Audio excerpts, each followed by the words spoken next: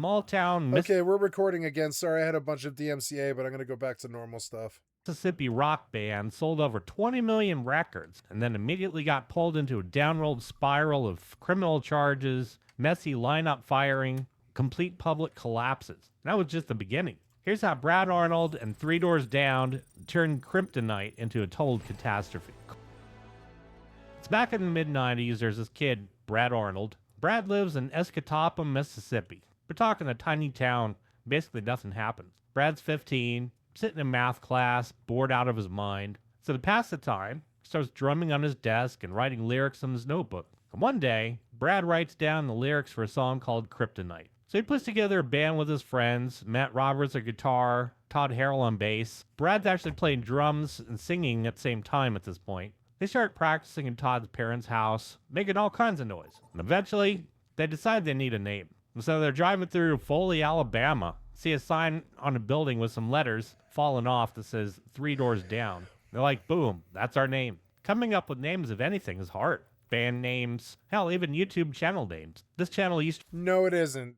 And it seems really trite and kind of dumb. to be called Burnin' Git Fiddle, and nobody could ever pronounce it. They didn't even know Burning Git Fiddle is a really good band name. what a git or a fiddle was, apparently. So I thought, okay, well, it's going to be guitar meets engineering. But engineering has too many syllables. People don't have that kind of attention 2 span. healers, So one I made it tank, science. one 2 DPS, I can syllables, take my easy role, enough. I won't Guitar compete meets with this science guy. on YouTube. He wants Not on to TikTok, where it would tank. be Yeah, a he wants stolen to tank. I video don't that you're want to watching. tank. So here's the thing about 3 Doors Down, though. They start playing around local bars, Biloxi, Mobile, Alabama. tank, People in Mississippi I start guess. liking them. So they bring in Chris Henderson as a No, second it might be guitarist. better if In 97, they I- recorded a cheap demo album, handed over to a local radio station, WCPR in Let's go Gulfport. Brig. And this station starts playing Kryptonite. And local listeners are like, whoa, dude, this is friggin' incredible. Becomes the #1 requested song on the station for 15 aggressively weeks gonna beat the straight. fuck out of Word them. gets out to New York City. And you know what kind of sharks come sniffing around? Record execs. One at Republic Records named Monty Lipman hears about this local band selling out club dates, dominating radio requests in Mississippi without a record deal. It's like, oh, we can't have that. So he flies down, sees them play at a club called the Roxy in Biloxi, gets them in the CBGB in New York. And that's when things start really friggin' taking off. And so, in February 2000, 3 Doors Down releases their debut, The Better Life. Better Life takes off. Kryptonite climbs all the way to #3 on the Billboard Hot 100 chart. So many of my guitar students back in the day used to bug me to teach them that song. I swear it haunts my dreams. Kryptonite It sucks. stays on the mainstream rock chart for over 9 weeks at #1. Everybody on the radio is listening to Brad Arnold sing about Superman. So the money's rolling in really fast. Better Life goes 6 times platinum in the US alone. They sell over 6 million copies of a single record. And suddenly, these 4 dudes from a tiny Mississippi town with 1 stoplight are playing massive arenas and living like rock stars. And so they hit the road months on end, touring with huge acts, put out more singles like Loser, Be Like That. Be Like That even gets placed in the soundtrack for the movie American Pie 2. So at this point, everything they touches turns to gold. But here's the deal with huge success. When you go from $0 to millions of dollars in less than 12 months, people do start believing that they can do no wrong. Start buying fast cars, partying every night, believing their own hype. In 2002, they go back in the studio and make their second album, Away from the Sun. Boom, another massive hit, the power ballad, Here Without You, #5 on the pop chart. They release When I'm Gone, it gets nominated for a Grammy. We're talking some of these videos have over, a billion views. Away from the Sun sells another 4 million copies. And so by 2003, 3 Doors Down is one of the biggest post-grunge rock bands on planet Earth. All over MTV, the radio, selling out summer amphitheaters across America. Everything is just peachy. So now it's 2005. 3 Doors Down releases their third album, 17 Days. That album debuts at #1 on the Billboard 200 chart. These guys are on fire.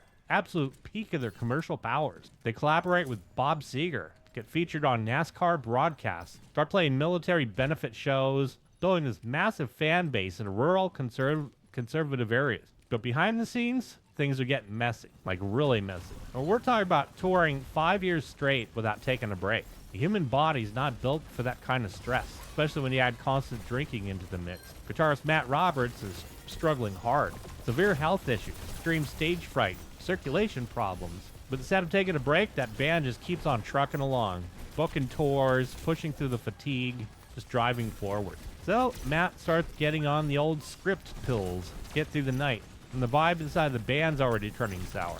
So in 2008, they dropped their self-titled fourth album, Three Doors Down, and while it debuts at #1 on the charts, the whole landscape of rock is changing really fast. Mainstream radio appetite for post-grunge is starting to dry up. They get more pop, hip-hop music all over the airwaves. And so instead of adapting or changing their sound, they just double down on the same exact mid-tempo, acoustic intro rock formula they've been using since '99. Their record sells okay, going gold, but we're not talking 6 million copies like their debut. So the tension in the band's building up. Matt Roberts is getting sicker. Bassist Todd Harrell is starting to get into some serious legal trouble. And when I say serious, I mean serious. So we got Todd, the original bass player, one of the founding members of the band. In May 2012, Matt Roberts officially leaves Three Doors Down due to his declining health. He just can't do the touring anymore. So Matt steps down.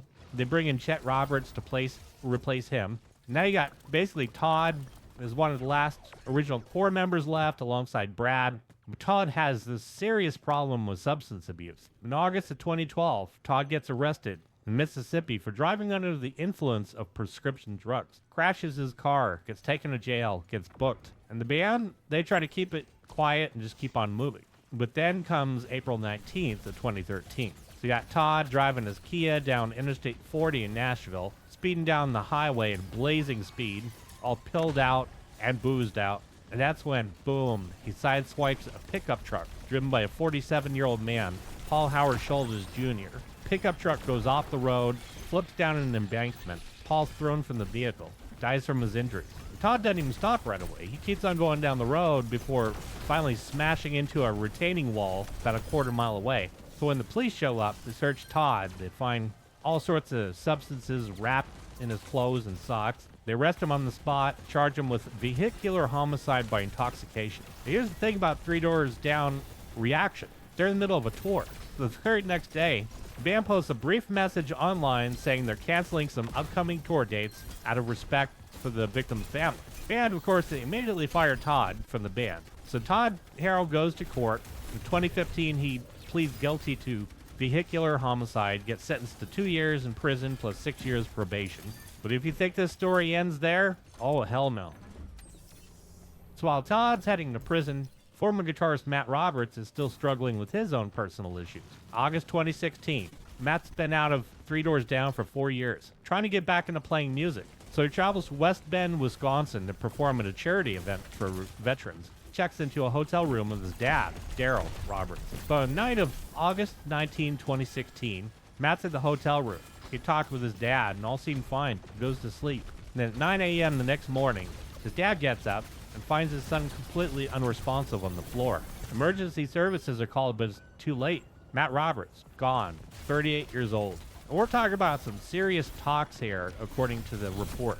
We're talking about a crap ton of fentanyl, Oxy-C, and others. And so to make things even crazier, an investigation begins into where Matt got those drugs. Federal prosecutors traced them back to an Alabama doctor, Dr. Richard Snellgrove.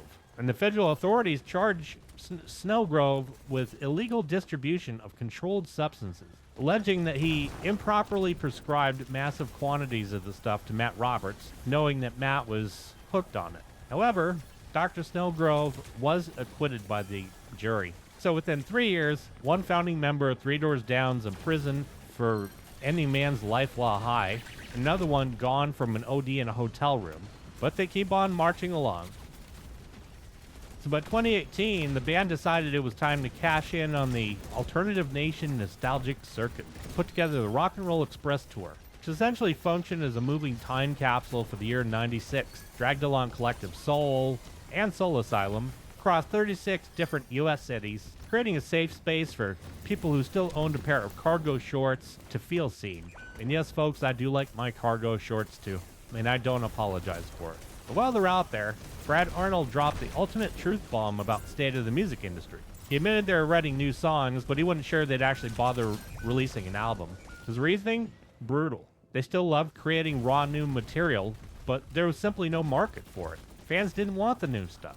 Just give us the old hits. We just want to remember it. And it was right there that he realized that the band had become a total legacy act, but he was okay with it because people were still buying tickets to see the old version of them. Now, Todd's out of the band at this time, but still, he is an interesting case study. I mean, you would think that after serving prison time for this horrendous thing that happened, Todd would just lay low, stay out of trouble, maybe get cleaned up. But you'd be completely wrong. 2018, Todd's out of prison, living on probation back at home in Jackson County, Mississippi. Police get a call about a domestic disturbance at his house. Deputies show up at the door, enter, find Todd arguing with his wife. But while they're standing in his house, they notice tons of just weapons and chemical substance all over the place. See, there happens to be a weird rule when you're, convicted felon on probation, that you're kind of like not supposed to have any weapons or chemical substances in the house. And so for that, he gets 10 years. But the band's long 10 moved on years. without him anyways, and things seem to be looking up, but then it is all about to come crashing down. So in late 2023, the ultimate 2000s Avengers-style crossover was announced. Creed, kings of post-grunge earnestness. Well, to a point, but we all know Christian Scott, but that's all right. earnestness. They decided to return to the stage, and they tapped Three Doors Down to join the Summer of '99 tour. The Target huge lineup had Daughtry, Switchfoot, Tonic, turning every amphitheater in America into this old-school radio station.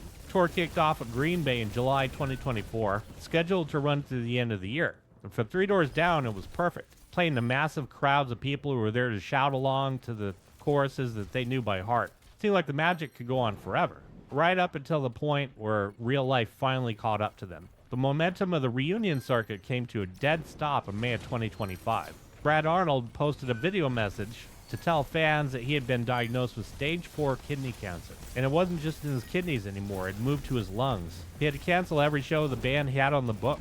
And in the video, and to his credit, he tried to stay defiant, telling everybody, "It's not my time," which is a direct callback to their 2008 hit. He asked for prayers and support. And for a few months, everybody hoped that defiance would be enough to beat the prognosis. Unfortunately, though, Stage 4 does not care about song titles. And on February 7th, 2026, Arnold died in his sleep. The band broke the news that afternoon, and the rock community spent the next few days posting tributes to the guy who had somehow turned a song about a superhero into one of the most played tracks ever in the country. And he was the voice of a very specific, very loud era of radio.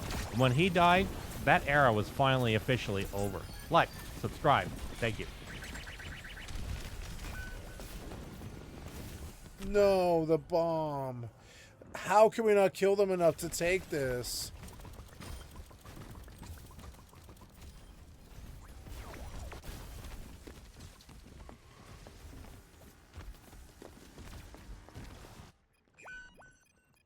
We still lost. We killed them all and we still lose. Yep. What does it matter? Because they spawn so fast.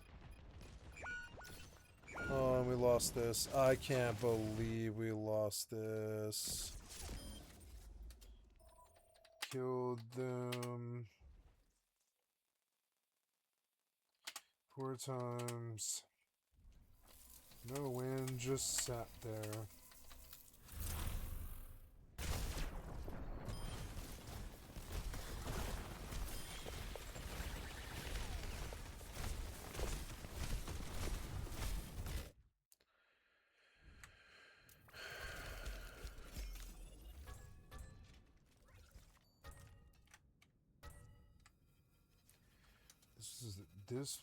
This was Blizz.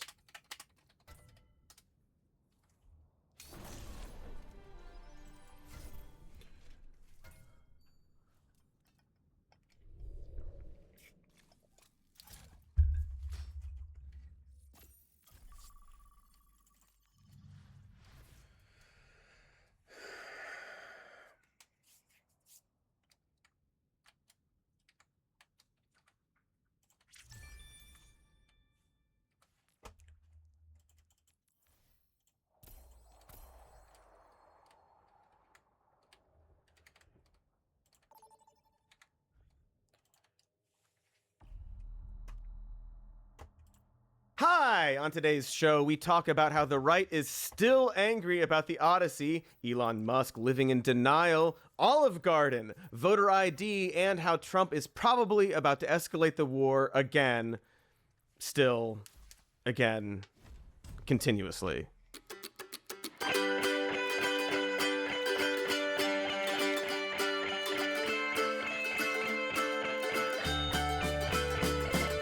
Hello, and welcome to Even More News, the show where we eat the news. And we do impressions of Elon Musk, which I love, me, Katie Stoll. Welcome. Thank you, Katie, for that beautiful, wonderful welcome. We are the News Eaters.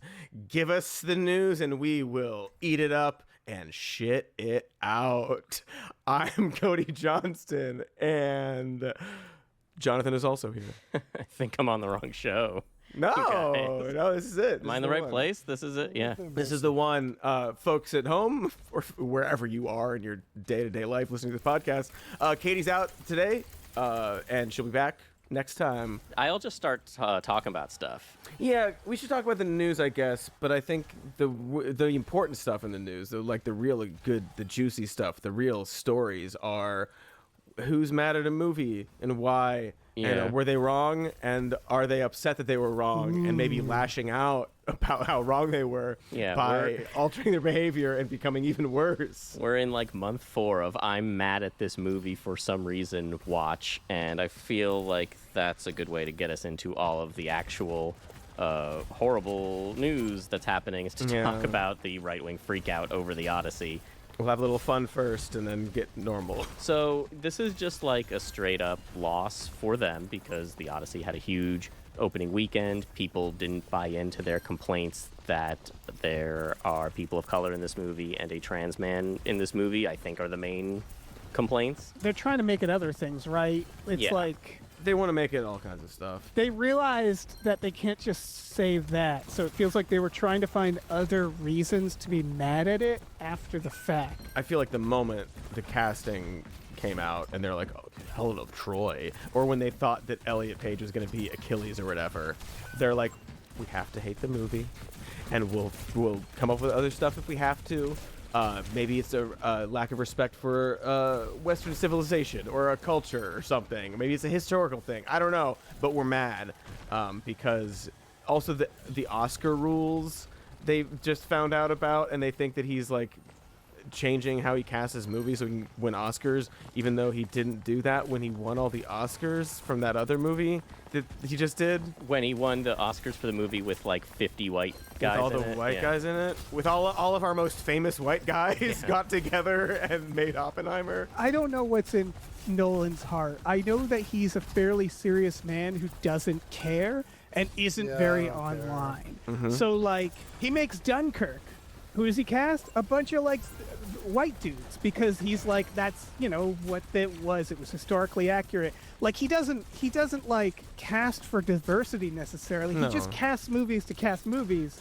And then he made the Odyssey, and he's like, well, this could be everybody. I might as well put some of the hottest like stars in here.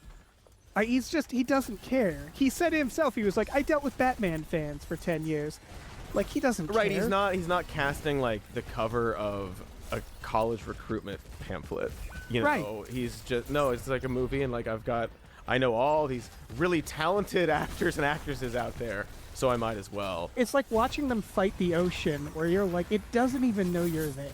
That's the thing that I wanted to highlight, John, when you were talking about this. Like, yeah, the people didn't buy into like all the things that were being said about this movie, and I think partly, yes, they didn't buy into it. They're like, what? But that's, yeah, it's a beautiful actress, of course, Helen of Troy. What are you talking about? But also, I think most people didn't see it and didn't know it was a problem.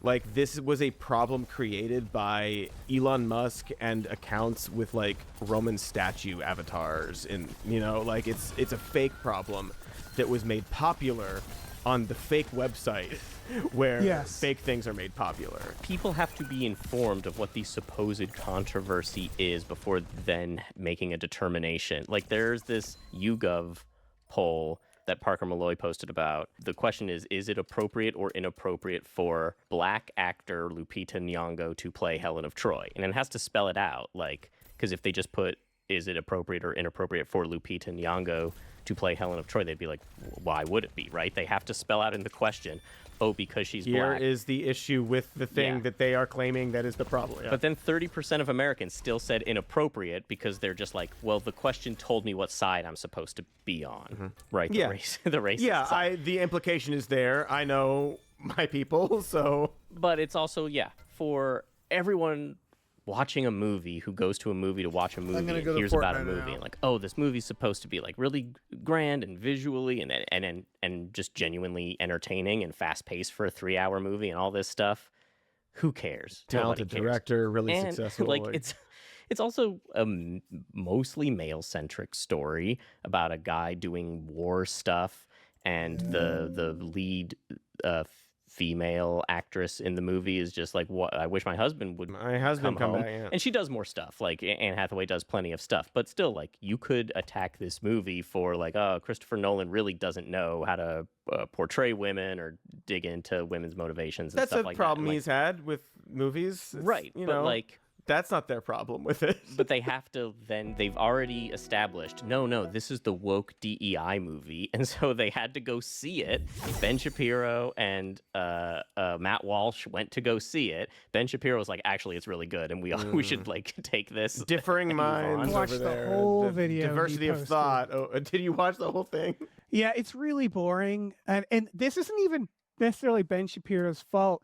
He's not like, I have a job where I have to talk about movies, but I talk about it with someone else and we have conversations and, that's our job. Ben Shapiro is not, he's not, it's just the most superficial observations about how he liked it. So it's just a guy for like 20 minutes being like, yeah, that was really exciting and I liked it.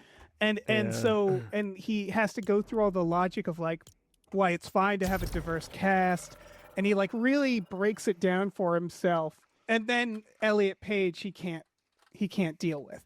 And it's very funny because it's all of his reasoning is just very emotional and very like, again, he's like creating all this lore and explanations of why these people get cast in it. And it's like the ultimate reason is like, who cares? It's a fictional story. Also, he worked with Elliot in Inception and wanted to work with them again. Also, without spoiling too much of the movie, Elliot Page is playing like a scrawny dude who they kind of throw to the wolves. Whether or not Nolan worked with him before, like in a vacuum, it just works. It works the way the rest of the casting works. And that's the thing is, like watching Shapiro talk about it, he does the explanations for everybody else. And then with Elliot Page, he's like, I just don't get it. And it's like, it makes just as much sense as anything else you've explained. That's very telling because he can try to get into context. He can try to explain scenes. He's like not, he's like pretty like media illiterate, but not completely. Right, it's not his job. Yeah. He shouldn't be, it's become culture war reasons. He has to do it, but he shouldn't be analyzing films and videos. It's not his thing. If he's doing that, he should know why Elliot Page works in that movie. He should know. Although it is, I think, very telling that he called him Elliot. While saying a pebble in the shoe, yeah, but... I didn't watch Matt Walsh's video, but I assume he did not do that. I assume he had a lot of stronger opposite opinions. I mean, I didn't watch Matt Walsh's video. I just read his tweets where he says it's just as woke as you fear, if not more so. And then he doesn't like the non-linear storytelling gimmick, which is not just a Christopher Nolan hallmark, but the Odyssey hallmark, the poem. All right, it's fine. He's just like the dumbest guy who has to. He won't concede that this is. It's so funny. There are these two Marvel guys. You've probably seen the video being passed around talking about the Odyssey and how like they're worried that like it won't be complex enough because Christopher Nolan does a lot of like time stuff with all of his movies. And the guy's like, it's the Odyssey. What are you talking about? Like, he doesn't only do time travel, whatever, but also like the Odyssey is actually the perfect movie, like story for him, the filmmaker, to tell because he does that kind of stuff anyway. It's also not that much in the movie. It's pretty linear. It's not complicated. It's an old. Yeah. It's the flashbacks catch up to like the moment in the third, like before the third act, and Which then is go like a lot forward of and- movies. like a it's not filmmaking like thing. Exactly. Memento It's or like a Pulp fucking- Fiction where it takes a minute to figure out where everything is. It's like it's very clear. Yeah, you're not watching throughout. it going, is Tom Holland young? Right. And it's Is this interesting when a filmmaker is just interested in a thing like that. Like Christopher Nolan very much likes people experiencing time differently. It's Inception, it's Interstellar, And trying to get home. right? Trying to get home, but then it's like he, like, Odysseus in the story is like kind of stuck in this limbo world. He doesn't know how long he's been there, and it's almost like he's 4 layers deep in a dream, trying to like get out of it. It's like not that deep, and I'm not saying it's like dumb. I think it's interesting to watch a person who's really interested in a thing explore a thing. Yeah, yeah. Be like, It's very funny because when I went to see the movie, I was actually scared. I was like, oh, is this gonna be like really dull? You know, is it Yeah, I gonna know. be just like people talking like Shakespeare and crap, and like I'm not gonna understand? And no, the audience reaction, my reaction, it was like a Marvel movie where people laughed where you're supposed to laugh, cheered where you're supposed to cheer. It was a very like, a very satisfying story. It's a crowd pleaser. It's not pretentious. And so it's all to say that these guys, like, I think Ben Shapiro, to his credit, maybe he legitimately liked the movie too, but he knew, like, yeah, listen, you got to be part of society, man. Like, this thing doesn't even, like, Rotten Tomatoes, there isn't even a low audience score. There's not enough people who care about the wokeness of this because it is, even in Shapiro's review, he falls short of calling it out as racism, being like, he points out very correctly, he's like, well, Matt Damon's not Greek. No one's Greek.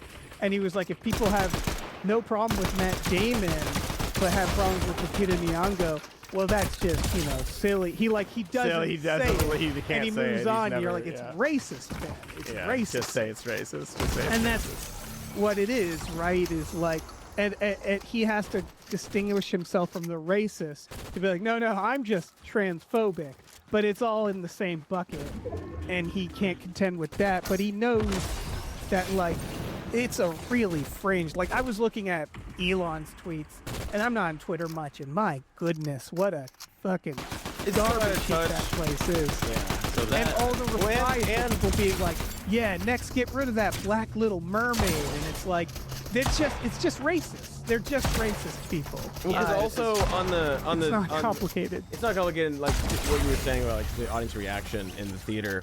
That is what he intended to do. He knows, oh, this epic poem, this is like for the masses. I'm trying to make the language accessible. I'm trying to make everybody like represented in it. I'm trying to make the movie for everybody, which is what he did, except for this one man, this one trillionaire Who happens to be like, can't the fucking- loudest racist. and he is really digging in, and I do think it's worth. I'm sure we've all seen it, but I want to watch just a little bit of the slop that he wants it to. Okay, so this account, Heavy Pulp on Twitter, wrote dialogue scene from Homer's Odyssey built on Grok Imagine, and then Elon quote tweets it and says, before this year ends, Grok Imagine will make a full-length movie of the Odyssey that is historically accurate and true to the art of Homer. What a threat.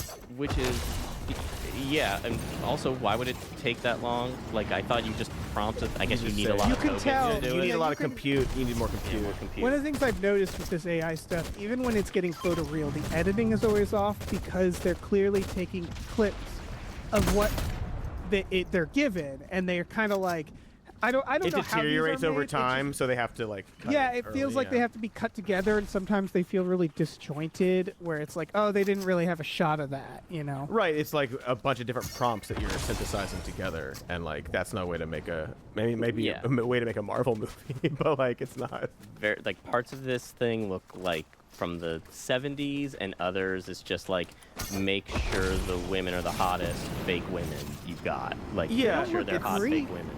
No, they don't. Just honkies. It's whatever Grok Grok's been programming things attractive. It's like been sifted through like watching this trailer. It's like The Princess Bride and Game of Thrones.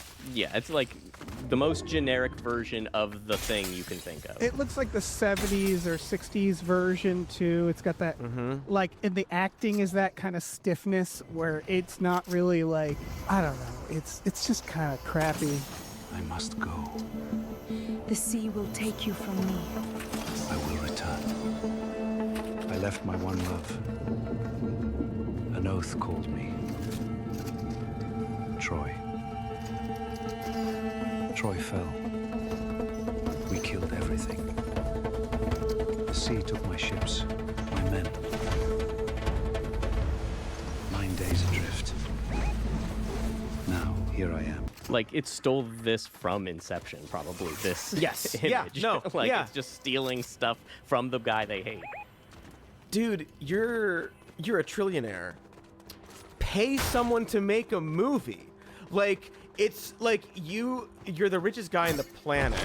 You hate that like the biggest movie of the summer is like woke or whatever, and your solution is to make dog shit from like your like servile computer that's making like your AI girlfriend for you.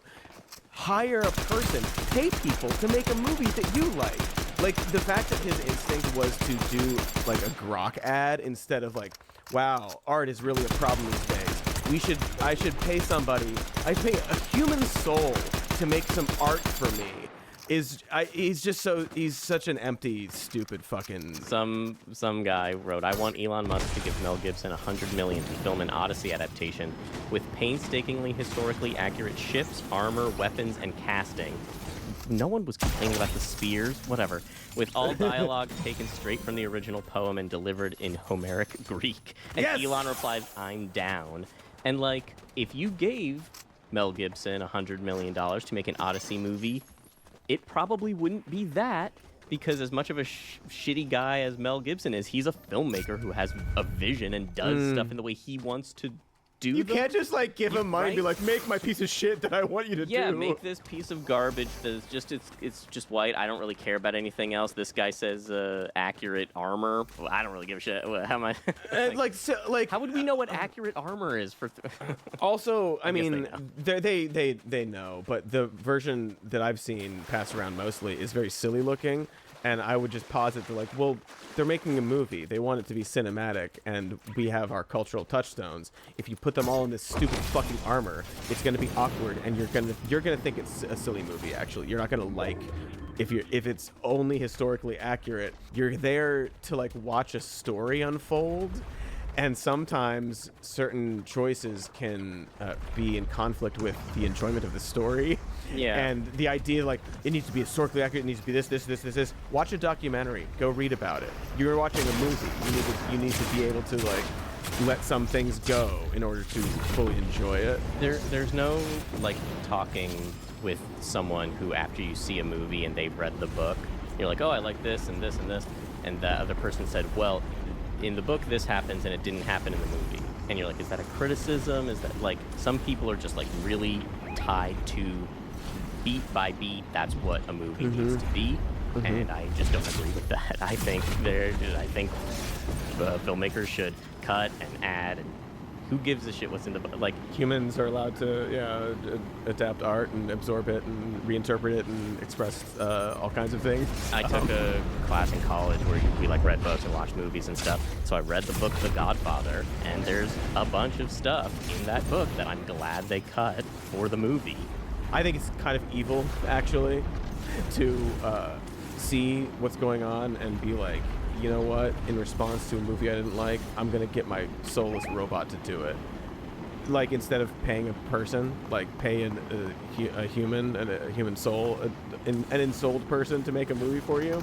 But he offered Mel Gibson money, or he's like, yeah, I'll do it, whatever. He doesn't really mean it. But just to close that Mel Gibson thing out, I also think it's funny to offer 100, like, the Odyssey's been made. It's been made in 2026, and it's made almost more. It's been more than $300 million at this point. Why would Mel Gibson want to make the Odyssey after Christopher Nolan just made the Odyssey? It's not like like one of the like transponder movies or whatever, or like when they would make The Volcano, like, you know, like why would Mel Gibson want to make the alternative Dante's to Peak, Volcano, Bugs Like Ants, this Odyssey movie? But he's like an artist and a professional filmmaker. For all you can say about like Mel Gibson personally, like he's not gonna be like, yeah, I'll make the Odyssey but better than Christopher Nolan in 2027. What a stupid idea. It's all ideology first, right? It's why like there was nobody really getting mad at this, because it doesn't matter.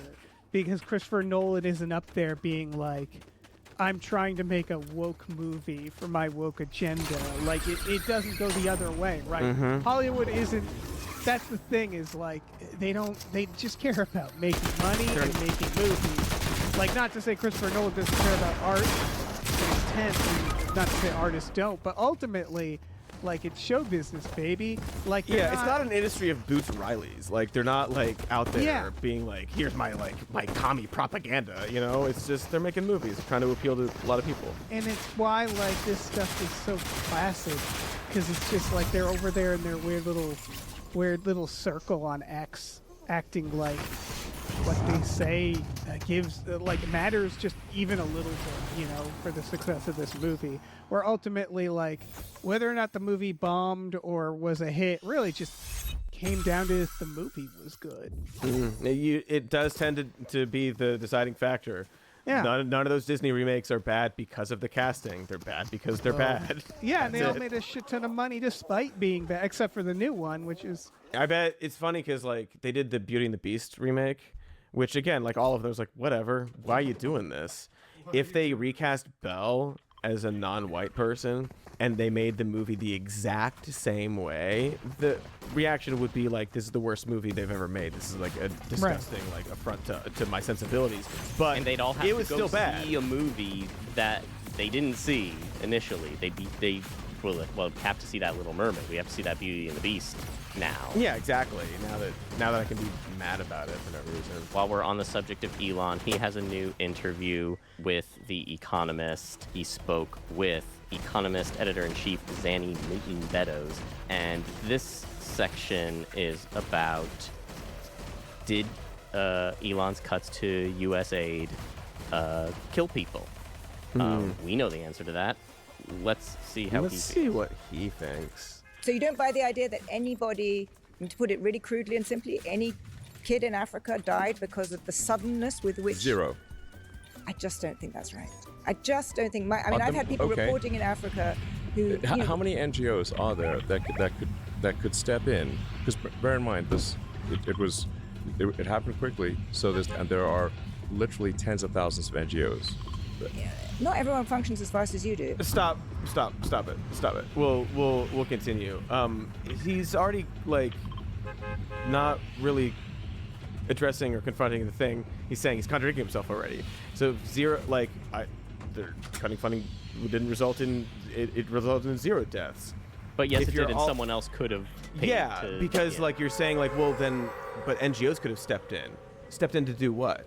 To stop the deaths? The deaths that didn't happen, or they did. So you're now blaming the NGOs for not stepping in to help, but if they didn't need to do that because nobody got hurt because of your cuts, then why would they need to do that? He's really going to have to be telling himself 0 deaths for the What's rest up of his on life. that, Mike? You know, What's up, I mean, in a world where I highly doubt there'll be consequences for what he did, all we can really hope is the It eats deep away at him, internal you know. pain that Yeah. happens. And he's going to be repeating 0 deaths. It's going to be his 0 mantra deaths. for the rest of his life, right? I want to note her being like, not everybody's as fast as you. I watched this clip earlier. Is that it's still like sandwiched in compliments where I'm just like, there's this weird still like this starting point of like he's a genius. You have to talk to him like that, otherwise Yeah. he's gonna call you a woke bum. Yeah, you work fast, you break things, and you're such a And we genius, love you it. We always love you deliver. for it. We need to talk about The Elder Scrolls 6. It's fair to say that fan sentiment is at an all-time low. Every second video I see is, Bethesda is doomed, it's all over. Wait, We're so back. Oh, no, wait, no, we're not. It's all over. Ah, the pain. And look, I get it. Trust me, I really, really get it. Michael and I have been waiting for the Elder Scrolls 6 since we first put hundreds of hours into Skyrim when we were 15 years old, followed by thousands more hours in the many years since. We started this channel with Skyrim builds in 2013, and we have videos of us sitting in front of a camera way back when, talking about Elder Scrolls 6. Ladies and gentlemen, I present to you the Elder Scrolls 6 videos. And today we're looking through Valenwood for Elder Scrolls 6. Alright, what's up guys? It's Michael and Scott here, and we're both up as made as a video. Hello, and welcome back to an Elder Scrolls 6 video. And it's not only discussions, we've made hours worth of Elder Scrolls 6 ideation videos which conceptualize entire games, with some of our most recent efforts being incredibly in-depth. But let me tell you this, fear, gloom, and doom is at an all-time high. And, well, there's good reason for that sentiment. Grim tidings about Xbox and Bethesda layoffs, as well as the resignation of key members such as Kurt Kuhlman and Bruce Nesmith, stir fear in us all. Bethesda has changed a lot since the days of Skyrim. Now, I'm typically a big optimist, an ideal Elder Scrolls 6ist, if you will. But losing people like Kurt Kuhlman is enough to even shake that optimism. It can be said that Kurt Kuhlman and Michael Kirkbride defined the core of what the 21st century Elder Scrolls series is, with their huge contributions to the conception of Morrowind. I'm sure you would have all heard Michael Kirkbride mentioned many times, the mind that introduced many of the weirder aspects to the Elder Scrolls lore. But Kurt Kuhlman was just as essential to the foundation of the Elder Scrolls series, and arguably he left way more of an imprint than you may at first realize. Notably, Kurt Kuhlman was the co-lead designer for the Elder Scrolls V Skyrim alongside Bruce Nesmith, and this quote from Michael Kirkbride on Reddit attests to his importance. Kurt was the best writer that Tez ever had. He was a torchbearer of keeping Tamriel's more no surprise as he came up with so many of them. His leaving will be to the creative detriment of 6. Such a massive mistake letting him go. With Kurt gone, my faith in the Elder Scrolls 6 has cratered. Faith in the Elder Scrolls 6 may be faltering, but we'll be here waiting eagerly no matter what. And today I can say that wait is truly made all the more possible by the sponsor of this video, Displate. They've perfected the art of making the best metal posters around, and I was lucky enough to pick out 5 of these lightweight steel plates, so of course I got this sensational Mayron's Dagon art going with a matte finish for a smoother, subtle look that wouldn't scare off my guests. Gloss finishes can really crank up the shine factor, but I went all in on Textra, which combines matte and gloss with a 3D enhanced print to add some depth you can see and feel. I love this Dune line. There's plenty of Elder Scrolls options to choose from, but Displate has over 2 million designs covering the biggest and best fandoms, so I actually indulged my Warhammer obsession with this piece. It was the art on the Space Marines Codex I had as a kid, and Black Templars were my main army to be good, very nostalgic. I even got this K-pop Demon Hunters one for my kids. There's medium, large, and extra large sizes for regular plates designed to fit together seamlessly, though I ended up placing them individually in key spots around my apartment as that looked best with my setup. The included magnet kit and protective leaves help prevent wall damage, so it all hangs completely tool-free, and you can easily swap your plates around too. Start exploring the brand shop and prepare for a lifetime of intense staring. Use our discount link in the description or code FUDGE to get 22% off one metal poster, 27% off 2, or 33% off 3 or more, and tell your story in steel. Supposedly, Kurt Kuhlman was even promised the lead design role on the Elder Scrolls 6, but of course we know how that turned out. Of course, after Fallout 4, we didn't go to the Elder Scrolls 6, we made Fallout 76. And then even then we didn't make Elder Scrolls 6, we made Starfield, which became this extremely long project compared to other ones, So from my point of view, I've been waiting like 11 years to be the lead on the Elder Scrolls 6. But Kurt Kuhlman has left now. Elder Scrolls 6 is largely in the hands of people we are not familiar with. Now, to be clear, fresh blood isn't always a bad thing. Sometimes it's needed. But I can understand why public sentiment is crushed at the moment. There is a lot of pressure from Xbox for Bethesda to get more of their IP out of the gate. And this could be a good or bad thing, but it's fascinating news that Obsidian is going to be making the next Fallout game with Josh Sawyer at the head, which gets me excited. A sequel to New Vegas of sorts, though the show kind of did a number on that setting. But anyways, this leads Bethesda Game Studios to just focus on the Elder Scrolls 6 and get that out there. So he's hoping we get it soon. But doom, gloom, and terror isn't really our vibe, and I want to look at some of the reasons to remain excited about the Elder Scrolls 6, so strap on your hopium masks and breathe very deeply with me. Skyrim is unique. Even today, there is no game that really captures the exact same experience, and honestly, I'm kind of amazed there aren't really any successful copycats of the formula.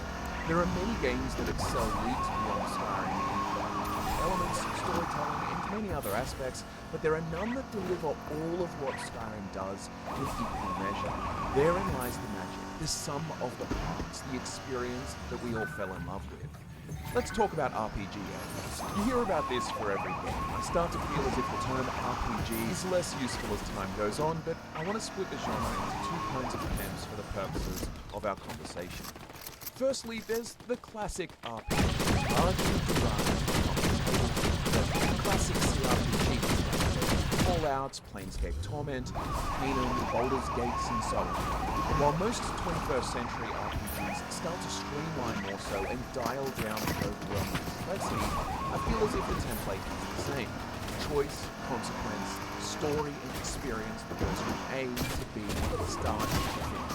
There is way more narrative potential within this style of RPG. Look at Baldur's Gate 3, an incredible game with a huge amount of flexibility from a role-playing perspective. A proper 10 out of 10 game, but it's still not the same type of game that Skyrim is. It's not trying to be either. I love these kinds of RPGs, like Rogue Trader, Dragon Age Origins, or Knights of the Old Republic. You are experiencing a guided narrative. There are set roles and match structures to the game, and also typically a finite end. It's like a D&D game. There's a game master who is guiding the narrative experience for the player. Reactive, yes, but it is guided to a finish. In gameplay terms, this is usually guided towards quests and hub-focused areas.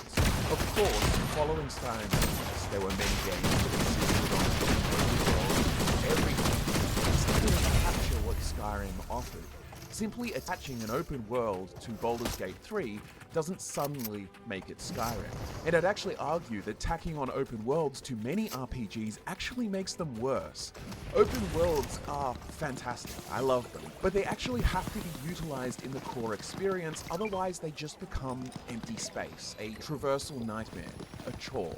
What I mean is that in Skyrim, the open world isn't just window dressing. It's a vista of potential, a place to go and discover which rewards you each step of the way with some new detail or dungeon or encounter.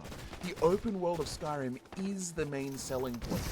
And on top of that, the idea that you can be who you want and bring your own creativity to your experience of that world. You choose what to do. You choose where you want to go. You can just get through Elden, disappear into the wilderness, and your own personal story in unforeseen directions. The main story or various quest lines are secondary or merely one part of the core experience, not the defining elements.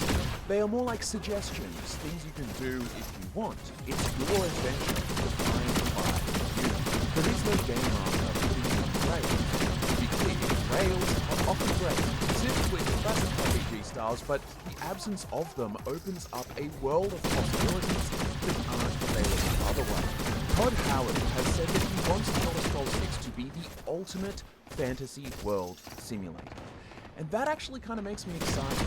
It adequately describes the second kind of category of RPG that I am both arbitrarily defining and think is rarer on the whole but still out there. Instead of having a game master, it's like you are both the player and the GM. You decide the narrative, you decide where to go, what to do. The world is full of quests and experiences that you can do in your own order, or not at all.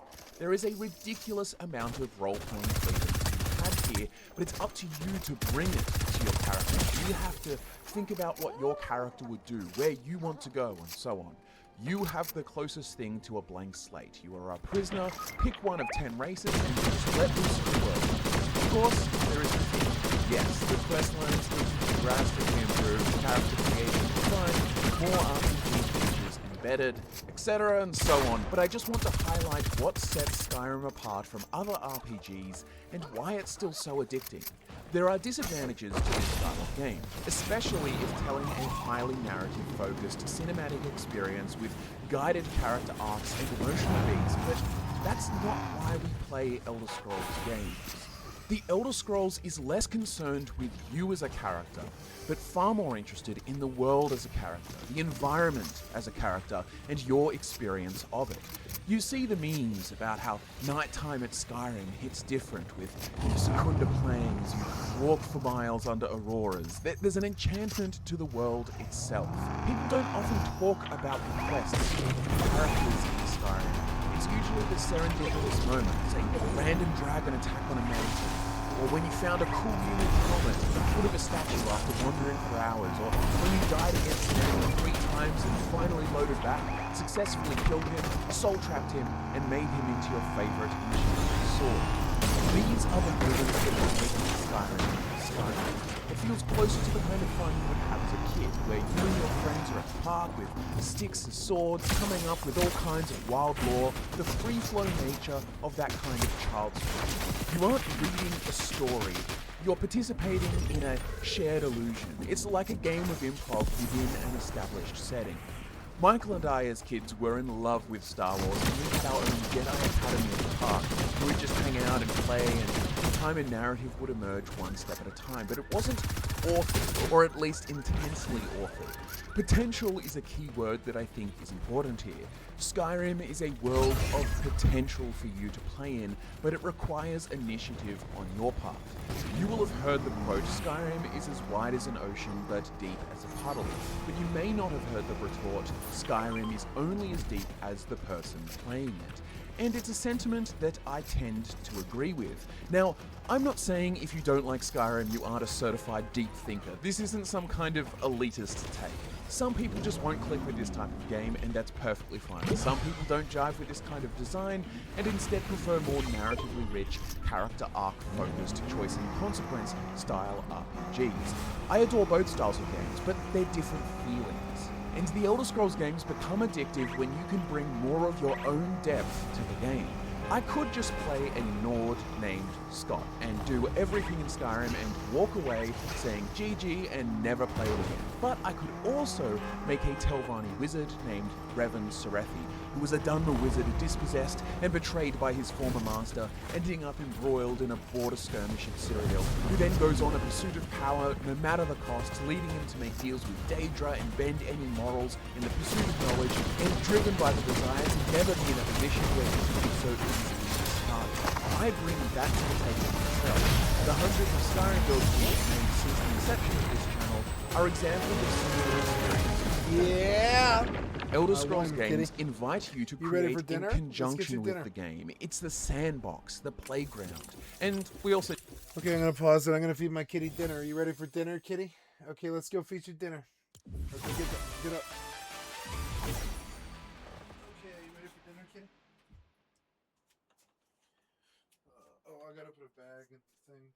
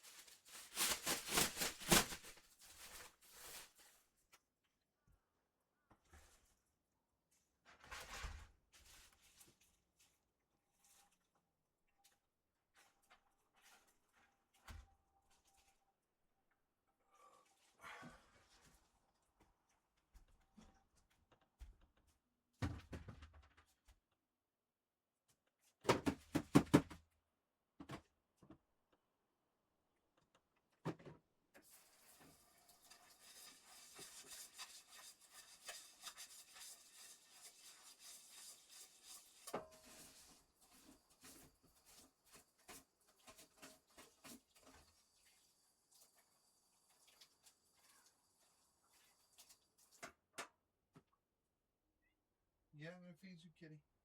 You ready? Yeah. Yeah. Won't be dinner time.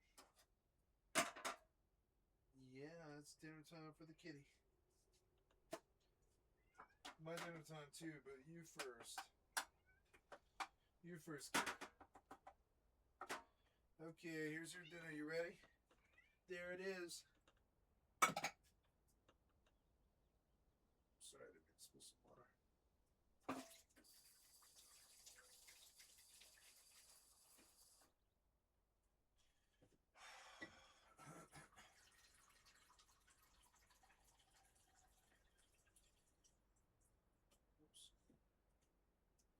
Okay, here's water for the kitty. Oops. Okay, my dinner time. I have some sour. And I want to shave some cheddar. This. Whoa. Damn it. Oops. Okay.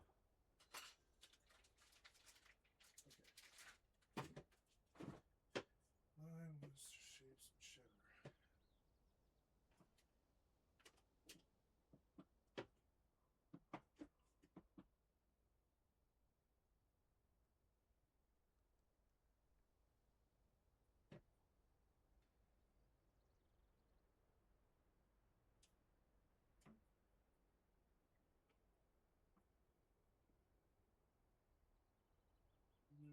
Cheddar.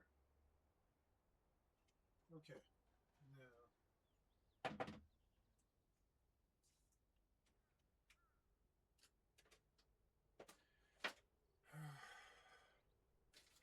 Way.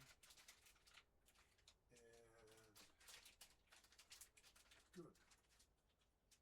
Now, on the top with some sour cream.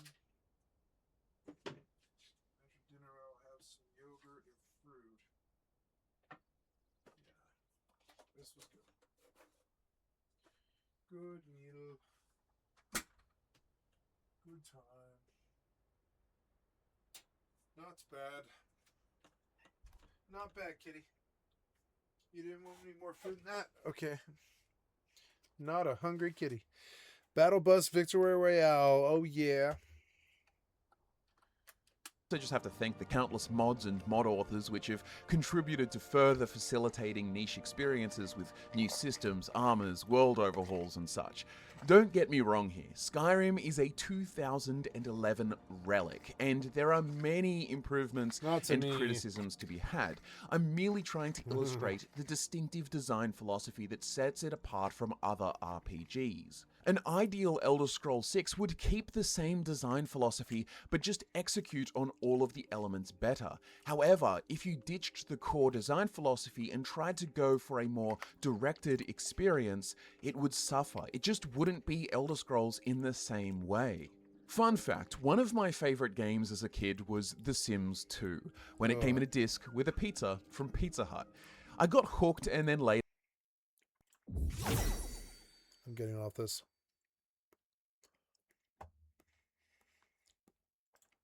Hey man, I remember growing up, one of my best friend's dad worked for UPS, and my best friend had all kinds of things that I didn't have. He had a go-kart. He got all the game systems when they first came out. He had all of the nice shoes, the Scottie Pippens, the Ken Griffins, the Jordans. He had it all. And guess what? That wasn't even just unique to him. I started meeting other people whose parents worked for UPS. They was living good, high off the hog, man. But now UPS, they're laying a lot of people off, man. The UPS buyout has been approved. There is only 7,500 people that are able to take it.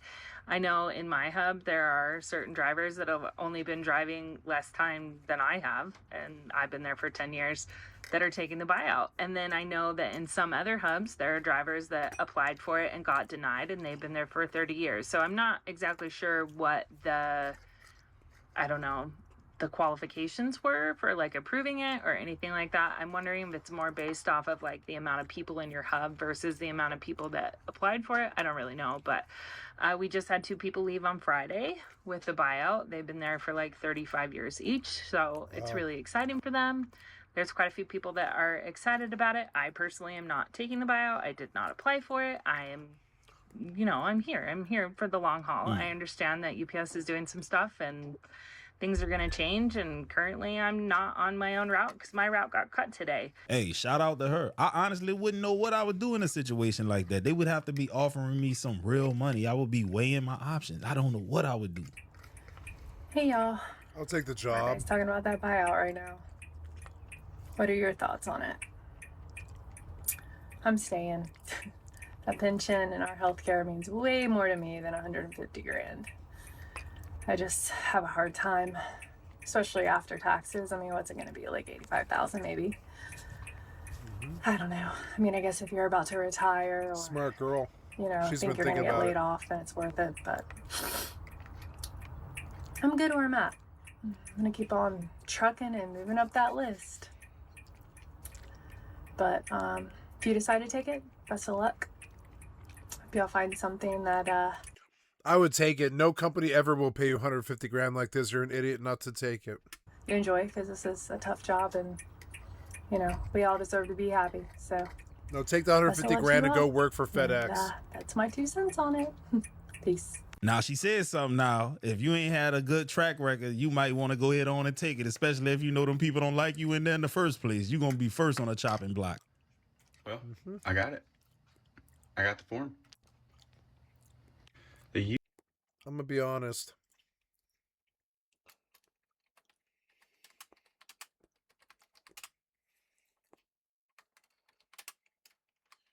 Take the 150. No one ever offers that.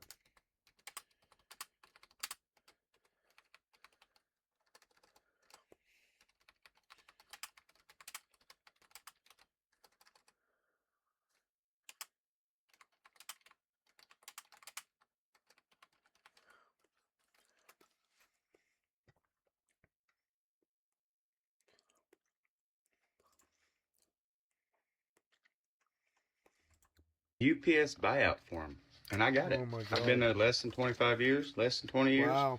And I got it. I've been there with the company close to 10, driving 6. But Wow. if this is what they think we're worth, 150 grand. like how hard it was to get there as a driver, just to see those numbers, that's a slap in the face, man. Slap in the face.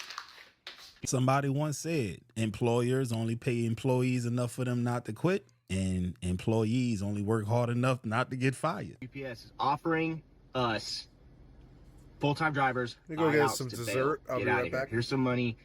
You can leave instead of firing everyone. I'm gonna take that shit, bro. It doesn't make any sense for most people, all right? If you've been here for like 0 to 12 to 15 years even, like it doesn't make sense for you, because it's not going to be enough money to make it worth like what you would make for the rest of your career, So for most people, no. Unless you're someone that already wants to leave. UPS is a great job. We make good money. We have great health benefits. I understand all that for sure. Yeah. Unless you're someone that wants a little bit more out of your life than just that, than a good, good money. There's a lot out there. Nope, take the 150. I know the grass isn't always greener. I completely understand that. I would never just up and leave a career to pursue an unknown. I'm not that guy, because I got, a family, I got a wife and kids at home. But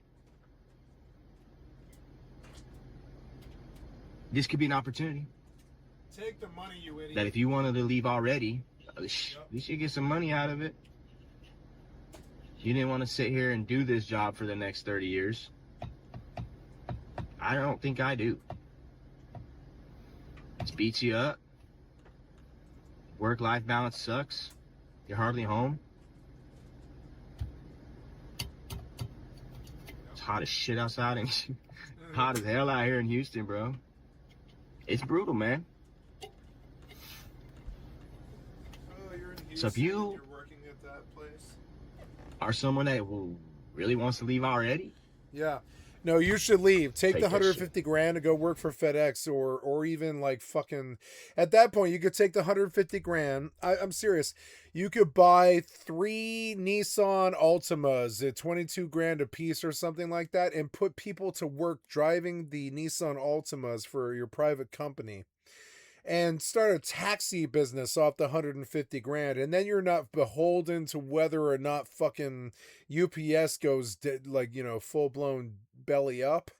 And it's like, you seem to have all this faith that UPS is going to be here tomorrow. I don't. I'm taking their money.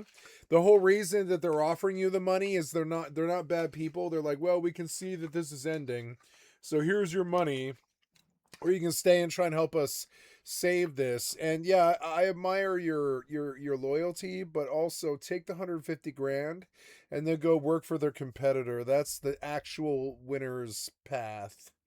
Get out of here, man. If you got a family to worry about, you take their 150 grand right then and there, and you go work for FedEx the next day. And trust me, FedEx, they'll be like, wait, you've got 10 years at UPS, we'll pay you commensurate. And you'll be like, wait, I've got the same job again suddenly at FedEx. Yeah, you got to go to a different facility and get different clothes and stuff, and the first couple of weeks is kind of a pain in the ass. But yeah, we'll pay you the exact same job, yeah. And trust me, that's what you do. You move up. You guys seem to be set in your ways, like, I don't want to lose my managers or my coworkers or something. And it's like, nah.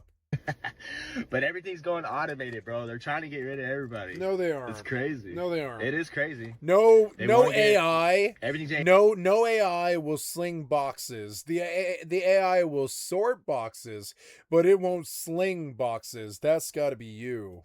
AI. So you have job security. Going automated, automatic trucks, automated this, automated freaking delivery people, robots delivering packages. Like, they want it all automated. I mean, I get it. We're adapting.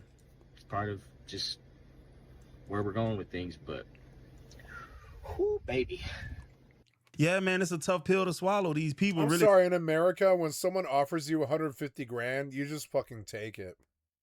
don't value you. Do you stay in your job and don't take the 150 grand? No, you take the 150 grand. You go work for a competitor. You're fucking stupid. Like that. And I know some of y'all got family and y'all have kids, so you have to think about the do kids. what's logical. But man, if you hate your job, you might get fired anyway, and they trying to automate everything. It may be in your best interest to take the buyout. I'm not sure. I can't speak on what you would do. They got rid of a bunch of drivers with the buyout, right? And now, at least at my hub, which I know quite a few other hubs might be doing this too, now they're hiring people, and what they're doing is they're getting rid of the people at the higher rate and they're hiring them at the lower rate, because we have a scaled progression and it takes 4 years to hit top scale. Now, within that 4 years, we go up for contract, and I'm pretty sure it's 2028. So I think that there's going to be a little bit of negotiations, especially with the amount of people that we got rid of, so they could get a higher cap on basically their profit. And so that's why they offered the buyout. Now they hired the new people at half the rate. So I don't know. It's just the math. It is what it is. It's fine. I understand that the company's just trying to make as much money as possible. That's the whole point of a company. When I hear buyout, I think they're closing their company down. What do you think, idiot? I'm sorry, but what do you think happens when a $150,000 offer comes across the table? Do you think they're doing that hoping that you'll suddenly sign up and keep working for them? No, they want to write you off and feel like they did you right and get you out of that situation so that they didn't fuck you as their company folds. You're not reading the signals right. Read the room, boomer. But yeah, so it just, I don't know. Sometimes you look at the way stuff is and you're like, oh, okay, it's just all about profit. And I miss when we used to UPS used to hand out like turkeys and hams, and they used to give us a bunch of free stuff, and they would have raffles, and they really like gave you the sense of like they really cared about you as a person, and they cared about you because you were a part of the company. And now Then things the aren't money ran necessarily out. like that Then the anymore, but money I ran, feel like the that's money ran out. like that in most places. Society has really moved away from us being a community and more into it's all about profit margins. Hey man, that last part she was talking about reminded me of the scene from National Lampoon's Christmas Vacation. The husband, he thought he was getting a bonus and this, that, and the third because the company historically has always done that. Because of corporate greed, they stopped doing it. He didn't get his bonus. He overspent money because he thought he had money coming, but he never got it, and he went and did some crazy stuff. This is what these companies are doing. The human element of it is gone. They don't care. It's not about family and community. It's all about corporate greed and profits, man. This is insane. Now, look, this is such a slap in the face because, man, Take y'all their don't money. have any idea of how hard these Your people corporate loyalty is not impressive to me, idiot. Take their fucking money. have to work. I want to show y'all this video, man. Listen, these are the people they trying to give $150,000 to when they didn't put their bodies on the line, sacrifice time with their family. If you've never had to work a warehouse job or a job where you unloading trucks in the middle of this heat we got now, then you don't know what heat is. You think you've been hot. When I was working at UPS, it was so hot in that warehouse one time. I got done with my work. They told me to go help somebody else in another trailer. I got in there and there happened to be a friend of the family I didn't even know was working there. This man looked like they didn't crack the whip out. This man, when I walked in the trailer, it looked like they whipped him. I was about to walk out of that trailer and report it because he looked beat down. As soon as I got in there, he said, Jay, Jay, they better send somebody up in here to help me in this mob. Come on, man, help me out. I said, man, I didn't know you worked. He said, I ain't got time to chit chat. Let's just get done, bro. I was just in awe that he worked there. I didn't even know he was there, but he didn't want to have basic conversation. It was so hot. This is where you cut your teeth. This is where real men. Some people go to war, fight for the country. You're an Others, idiot. They work warehouse. They work jobs. for UPS. I'm telling you're you, an idiot. all the warehouse workers, truck unloaders, UPS, USPS, Amazon.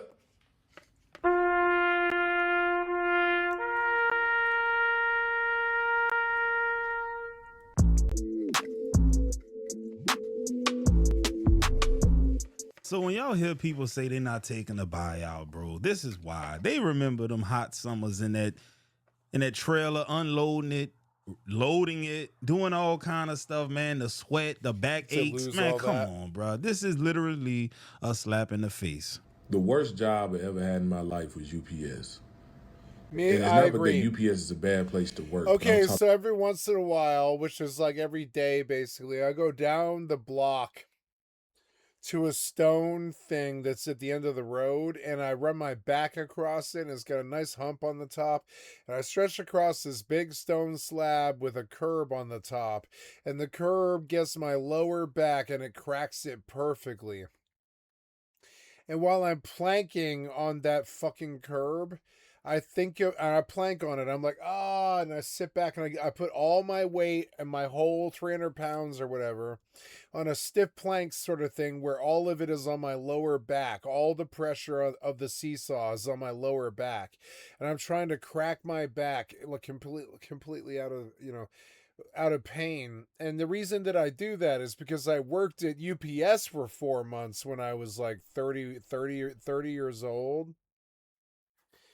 And by the end of the 3 months, my back was shot. I remember I got out of work at like the end of the 3 months, and I was like, I'm not working at this place anymore. I knew it. I decided it in the middle of the shift. I was like, this place doesn't give a flying fuck whether or not you destroy your back or your limbs or your shins or your hands or anything. They don't care what happens to your hands or your legs or your back.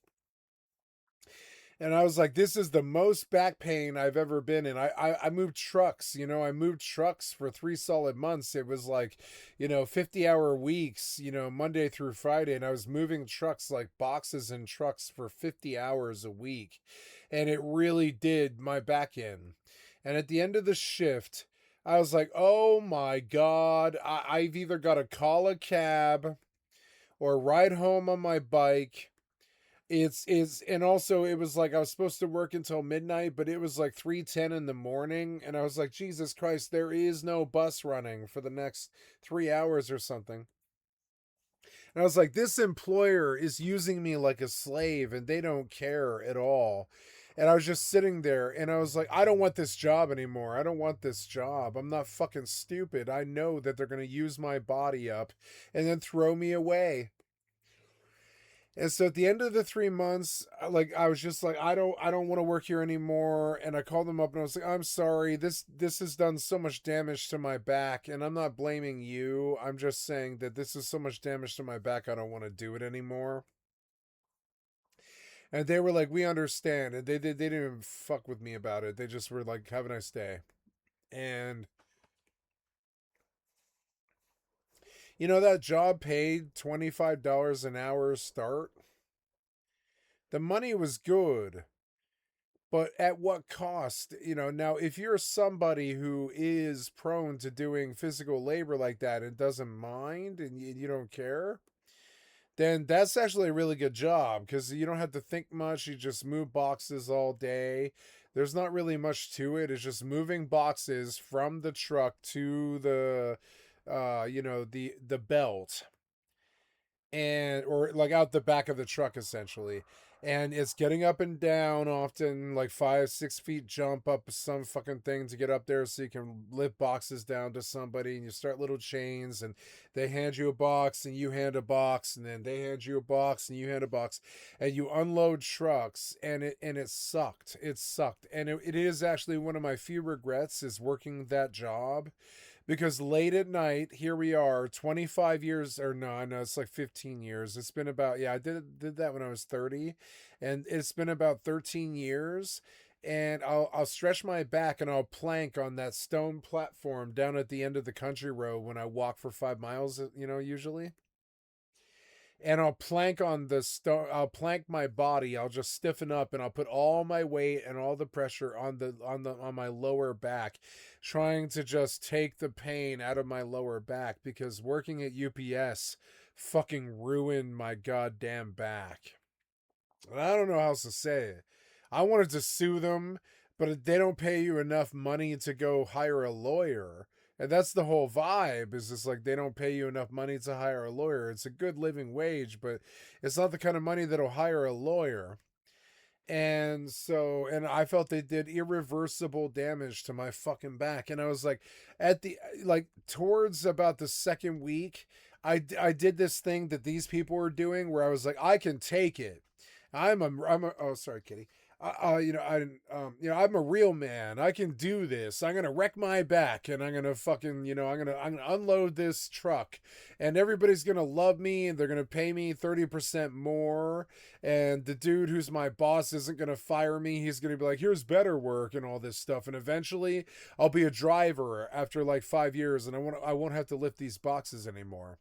Now, all of that is true. That's the reason that you repeat it to yourself. All of that stuff is true. But the problem is, your back is wrecked by month 3. Everybody that I met there had wrecked their backs by month 3. And everybody there was like, lift with your knees. And it's like, motherfucker, I've heard it before. Tell me what to do. And they're like, lift with your knees. And I'm like, lift with my knees? I mean, like, sure, okay, but that's not going to solve me choosing to unload boxes for 8 hours a day in a hot, sweaty van in some warehouse. That's not going to fix it. Now you try and lift with your legs every box, because not only will they not pay you as much, they will also fire you. They'll send these shift managers through who look at your stance and your body, and they're like, you're not lifting correctly, so you're running an insurance risk on us, and we're designed to fire you if you do that. So don't lift with your fucking, your arms. Do it with your, lift with your knees. And it's like, sure, I'll lift with my knees, and I get down, I'll lift with my fucking knees. But the problem is, when you're unloading a box truck, you want to just run up, grab a box, run back, drop the box. Run up, grab a box, go back, drop the box. And all the good guys that are good at the job, that's what they do. Now, they wreck their bodies doing this, but they're skinny and they can handle that because they've got good bodies. I'm fat, and when I did my back end working for UPS, I was just like, I don't think I'm ever going to have my back again. And it is like that. Some days I'll go and I'll like water the garden, or I'll go walking, and then my back's out for fucking 3 days or something. And that's all UPS. And the money wasn't worth it. The money was only the living wage that it took to pamper my body and sleep and live in an apartment long enough to recover from the fucking work shifts. The money wasn't worth it. It was like, basically, you know, it was worth it. It would pay your rent. It would give you like $3,000, $4,000 a month, something like that. But the problem is, by the time that you're done with the shift, you can't think about anything else. You don't want to buy anything. You could go put a flat screen on the fucking wall with a fancy new football game on it, and that might bring you joy one Sunday afternoon. But the reality is, you're breaking your body 50 hours a week. And eventually I was just like, there's no job in the fucking world that I would sacrifice my body for. And I quit the job. And then I did one of the hardest things I've ever done. I got on a bike, like this bike that I bought for like $40 from a friend of mine. It was a piece of crap bike that a kid would use. And I got on that bike and I tried to ride home. But the problem is I had worked a 12-hour shift right before I quit, and it wrecked my back. So I was like hunched over on this bike meant for a child, trying to ride home from 40th and Colorado Boulevard, which is not that bad of a ride if you take like 17th Street down past Wabash, where one of my best friends lives, you know, good 5 miles down 17th or 14th. And you go all the way the fuck down past Colorado Boulevard, past fucking 6th, all the way to fucking South Broadway. And it is like 4 miles or something like that. And by the time I got home, I was like, Jesus Christ, this shift was supposed to be from 2 to 10, but I got out of work at 3:15 in the fucking morning. They just said keep hauling, you know. And I was like, okay, well, if I don't do it, they probably won't fire me, but they'll be disappointed that I didn't do it. And at the end of the shift, I was like, I'm not going to sacrifice my body and my back to this crappy ass job ever the fuck again. And then I did one of the hardest thing I've ever done, which was ride home the 7 miles with a wrecked back that I had just done a 14-hour shift or something, hauling boxes in some box truck or something in the fucking warehouse. And then I rode home for like whatever it is, it's like 7.8 miles or something like that. And I rode home, and it hurt my back so fucking bad that after about 25 minutes, I just had to stop, and I had to like get down and get in the bush with my backpack and lie down on the fucking ground and cry in pain because my back was in such bad shape. And then I like laid the bike down, and I laid there until I was able to stand up again. I was like, well, my back muscles have stopped seizing. And I got back on my fucking bike, and I kept going for a couple more miles down to like fucking, you know, Calumet. And then I got off on Calumet at fucking 14th, and I sat outside the King Supers, and I went to go buy a donut. And I was just like, my back is wrecked. If I better take the bus. And then so I kept going though, because I was like, well, I have a bike, but the bus doesn't start until 4:45 in the morning, and it's like 3:05 or something like that. So I just kept riding home for another hour. It took me. It was only 5 miles. But it took me it was the longest ride of my life. It was like 4 miles because my back was out. It had been out at the start of the shift. I did a 14-hour shift dumping boxes off a crappy ass fucking box truck, and then I rode a bike like 7.5 miles home, and it just really wasn't You know, I'm not saying hard work is bad or anything like that. I don't mind the work, but they didn't respect my limits. They just kept pushing and pushing and pushing. And then there comes your own life where you've got to get home on a bike or whatever. So eventually I was like, I got to Colorado Boulevard and fucking Colfax. And I was like, I still got like, I don't know, 2.6 miles to go or something like that. And I've done the lion's share of it, but I don't believe I can ride this bike anymore. It hurts so fucking bad. The bike was not meant for somebody my weight. It wasn't meant for somebody my size. Hunching over on the bike was hurting my back so fucking bad. And I was like, I don't want to let this bike go. I need it to be able to get to and from work and stuff. So eventually I just waited, like, and I remember this night stuck out for me. I was like, this is one of those times where, you know, fucking manual labor, it seemed wise because of how much money it paid. But then by the end of the fucking day, I was like, oh my God, I worked a 2 o'clock to 10 o'clock shift. I didn't get home until 5:15 in the morning. I had to wait until the 4:40 bus to come pick me up and take me down fucking, what is that? I believe it's 14th. It's like the Franklin bus. It's like the 14. And it took me to the Zero, and the Zero took me down South Broadway. And then on top of that, when you get out of South Broadway at the fucking I-25 in Louisiana, I lived in Platt Park, which is another mile. It's another mile past the fucking I-25 South Broadway light rail. So then you get off the light rail, and I did this so many countless nights. You know, it wasn't just the UPS. I did this for so many jobs. Then you walk the mile from the light rail after the 8 or 10 or 12-hour shift, and maybe you rode a bike for 7 miles, but your back's so bad you can't ride the bike anymore. And then you get off at the light rail, and it's fucking 4:40 in the morning. You catch the Zero down to the Winchell's Donuts where that guy tried to run me over with his goddamn truck. And then I finally walked the last 8 blocks back to my fucking house, wherever it is I'm living, whether it's my friend Pat's or at my best friend's place that I shared the apartment at, or my ex-girlfriend's place, or whatever the fuck it is, or next door neighbors. It doesn't matter where I'm going. By the end of the day, and they don't count that about they don't count that about the 40-hour work week, is if you're poor, you've got to buy a $10 light rail pass, and that equals 1/8 of your pay that day, or 1/16 of your pay that day. And then you got to pay them for the light rail pass, and then you take the light rail all the way across town, and then you walk usually at least a mile. It's like a mile. It's one of the reasons why I like walking so much. Is in Denver, you almost always walk a mile. It's just nothing but space.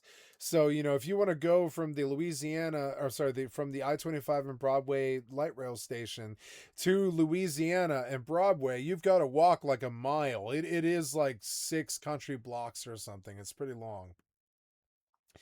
And so by the time you get home after all that stuff, you're either like, I've got to drink and sleep, and then sleep for 15 hours, and then get up and stretch and take a shower, and then go back to the fucking UPS again. Or you can just quit the fucking, you know, and then go to the UPS, do an 8 or 10 or 12-hour shift, and then ride the bike home for 5 miles, and then take the light rail, and then walk another mile with the bike, and all this stupid ass shit, or ride the bike if your body is still in a shape where you can actually do that.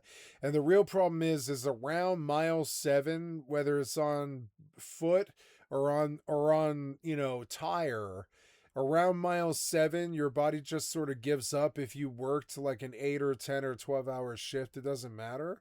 And that's one of the reasons why I don't do a lot of physical labor anymore for physical jobs, is I remember that terrible bike ride home afterwards, because I never made enough money working those crappy jobs to ever own a car. And that's how I feel about it. It's just, you know, if you're working for UPS, you're a fucking idiot. And if they offered you 150 fucking grand to fucking bail out, fucking bail out and go take your resume, take your happy ass down the road to the fucking FedEx and tell them I just took the $150,000 payout, so I'm not a very at-risk, employee because I've got a good life now and I'm going to pay rent for a while. I'm here to replace the job with their competitor because I have a skill set that I can take from that job to this job. How much will you pay me? And they'll be like, wait, you're leaving UPS for FedEx? And it's like, yeah, I am. They also paid me $150,000 exit to fucking leave, so I took it. So I'm not even in financial duress right now. So I don't care what you say about the job. I want a raise right now. Pay me something better right now. And they like that sort of thing. So they hire you at FedEx right then and there for the exact same job for probably $1 or $2 more. That's what happens when you move up jobs. They probably pay you like $1 or $2 more. It happened to me a bunch of times. And so but the problem is, if you're exhausted before you make it home and sleep and then go back to the shift, you probably can't do that job. And if you're that kind of guy who was lazy and slept in and never went to high school and got bombed out or whatever like me, you might not make the job requirements. It's kind of stiff, but I did it most times and I was respected for it, and they did pay me severance and stuff like insurance and like, for instance, my hotel job in Hawaii, I was terrified to take that job because I'd never been a housekeeper before, and I was like, isn't that really hard work? And it was like the hardest work I've ever fucking done. Moving 5 rooms in 8 hours is so fucking hard. You've got this like time schedule, and you've got to polish and every bit of silver and all the pans and all the silverware and all the glassware and all the tables, no hair on the floors, the tub, the bathroom, all that crazy stuff. I've been a housekeeper. I've been a cashier. I've been a UPS box handler. I've been a gas station cashier jockey. I've been a telemarketer. I've been it just goes on. There were so many jobs, and they all ask you to do something. But at the end of the day, in my experience, the real problem is they want you to go on for 2 weeks with no income, and you ran out of food day 3, but they want you to go to day 14 to receive your paycheck and start being able to afford food again.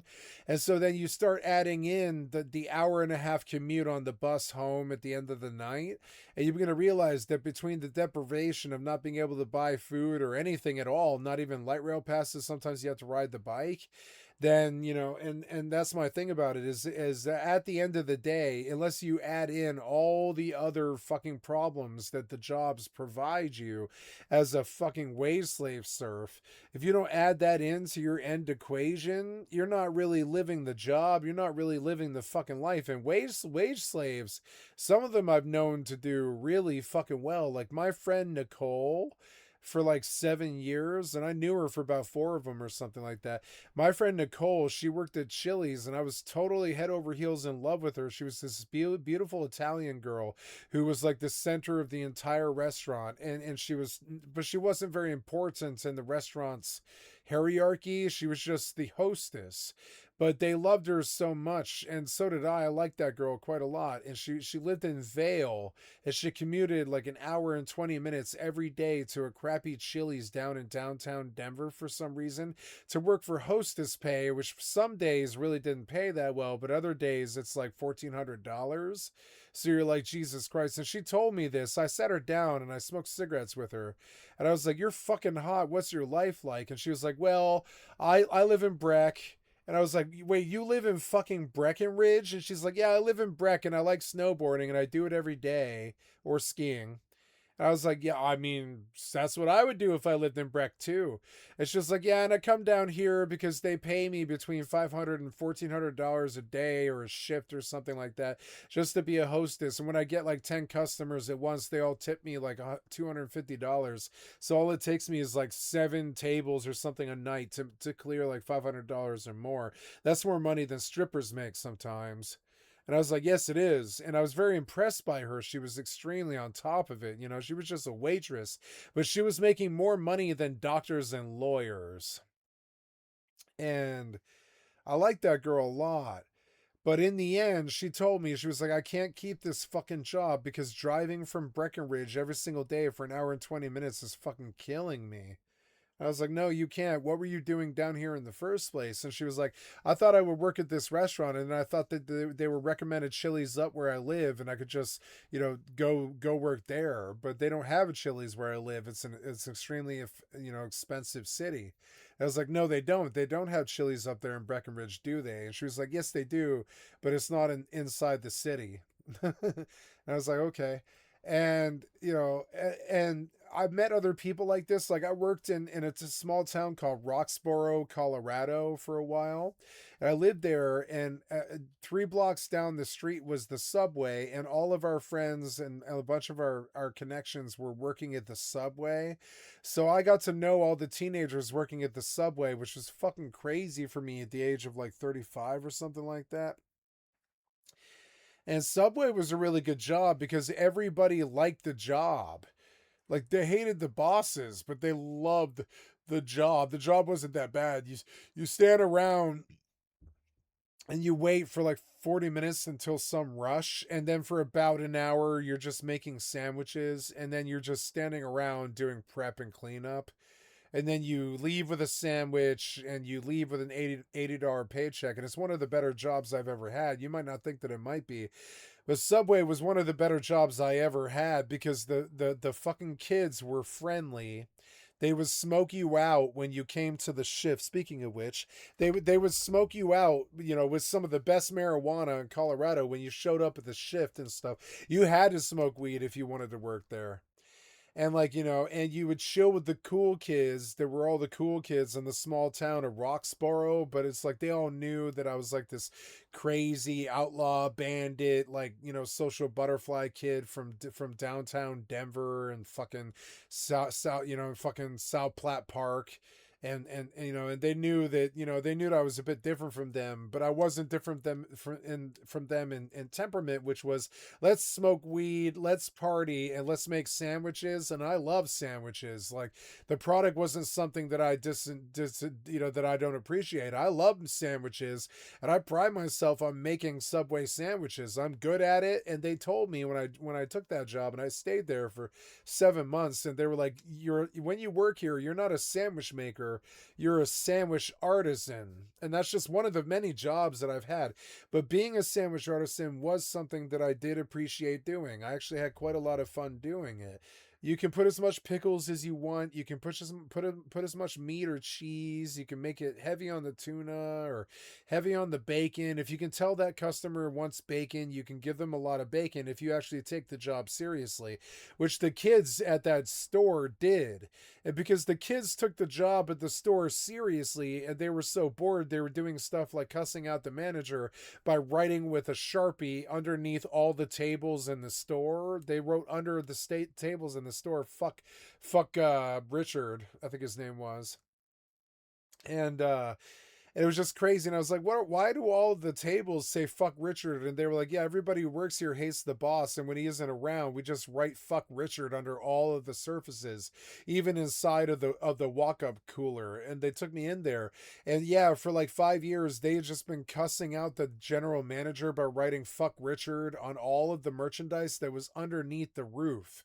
They wouldn't ever touch any place that you could see.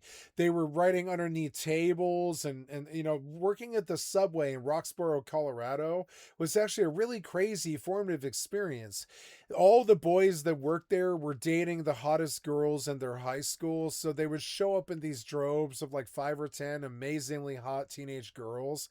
And they all want Subway sandwiches and they all want cookies and milk and stuff like this. So they come in and they drop like $100 and they tip like $10 and shit. And everybody's happy while they're working there because everybody who comes into the fucking Subway is either a repeat customer or a full-blown friend or even somebody that works there. So the community there was stronger than most of the other communities I've ever been in, which was fucking crazy. It like really was. I remember most of my friends from that time in my life, they don't work there anymore. But I mean, but it was a really strong time in my life that lasted about 7 months, before I was just like, I can't wake up and go work a fucking dead-end job to pay one of my best friends rent so that I can just continue to work the dead-end job so I can continue to pay my best friend rent. I was like, I'm not being a slave to pay somebody else rent. And he really wanted it too. He was like, go work at the Subway. I'll give you a connection. You can get hooked up and work here and live in my basement and take a room and pay for it. And I did like it for a while. But after 7 months, it was like, no, I don't want to pay you $500 a month anymore. I don't want to pay $500 a month to just go work at the Subway every day and never make it forward or ever get out of this mess or ever get off the streets or build something out of myself. So I was like, hi guys, I love you, but I think I'm going to take my chances being a taxi driver in downtown Denver over like working this job at Subway. And they were like, you're quitting? And I was like, yeah, I'm quitting. And they're like, there's so many girls here who like you and the boss loves you. Why are you leaving this place? And I was just like, because you don't pay enough. I don't live in Roxborough, Colorado. If I did, I would have to pay $550 rent every single 4 weeks or something. And that's what the paychecks are. They're like $550, $550 a paycheck or something. So the first paycheck goes to rent. The other $550 goes towards marijuana and alcohol and gasoline and transportation and food. And then you're just working as a slave at the Subway. And I did this for 7 months. At the end of the 6th month, I was like, here's my take home. Here's what I spent. It was like, I don't know, $1,600 or something. And I was like, well, rent was $550. The gasoline was $210. The food was $3.90 or something because it's so expensive in Roxborough because the Safeway is not cheap. It's like a 5x markup, and because it's a small resort town basically. The alcohol was expensive. We were buying a bottle every single night. It was just crazy, and it was very difficult to make any more money than what they paid you hourly. So after 40 hours of a work week, you had like $850 and then $1,700 at the end of the month. And then after rent, after food, after gas, after alcohol, after cigarettes and everything, it was like the take home was like $40 or something like that. It really was like $45. And I was just like, why should I be a slave at Subway so I can pay for rent so I never go anywhere? So I just quit the job. I was like, I know that they'll give me a taxi job down there in Denver. They already offered it to me. And my friend that I lived at his house, he was like, no, I actually respect what you're doing. A taxi cab driver makes a lot more money than a Subway sandwich artist. And I was like, yeah, they do. And so then I took a risk, and I was like, I contacted the taxi company, and I was like, I'd really like to work for you, and I want to do medical rides, and I want to sign up for all the vouchers and everything. But it was like kind of intimidating before because I was an Uber driver. And then I took the Denver Metro taxi job. Like I couldn't get the yellow cab job, so I took the Metro taxi job, which ironically also paid $3 more an hour, which was still only $9 an hour. But I mean, with tips, it's a lot of money. So, and then I became a taxi driver, and overnight I was more upwardly mobile in terms of alcohol, drugs, cigarettes, food, transportation, contacts, and a city life. And all those Subway kids were like, take me with you, you have a car now? And I was like, yeah, I have a car now, and I'm a taxi driver, and I make about $30 an hour. And they were like, that's like 3 times what I make, and it was just kind of crazy. And I was like, it was a better choice. And I liked my friends at the Subway, but they were like 20 years younger than me, but they were the cool, cliquey crowd in Roxborough, Colorado. And motherfucker, I'm from Platt Park. Roxborough's not that far from me. That's like, that's only about 12 miles or something like that. So I respect Roxborough. That's part of my hood, basically. I lived there for some years, and I like Roxborough. I think it's a really cool community, actually, and I know a lot of the people there. So whatever. But I mean, but being a Subway sandwich maker in a dead end town, in a small rural town in Colorado, even if the Broncos, the Broncos players live there and there's a lot of money there. It doesn't matter. It's not really worth it. It never is worth it. They never pay you enough money. So I took the big job that paid $30 an hour, and I took it seriously, and I started like researching when the concerts were and when the sports games were and when the strippers got off work at the strip shows and all this stuff. And I got good at that job, and I made so much more money as a taxi driver than I ever could have done my whole life. And I'm talking my whole life. I made more money in the first 5 years as being a private taxi driver with his own credit card Square Trade input, who could just take a transaction at will from anybody who asked. I made so much more money off that than I did, I think, my whole 60 jobs previous or something like that. It made so much more money for whatever reason. I don't know why. And that's my taxi driver story. So this guy, he doesn't want to take the $150,000 payout. But no job in the world is worth $150,000. Take the fucking payout.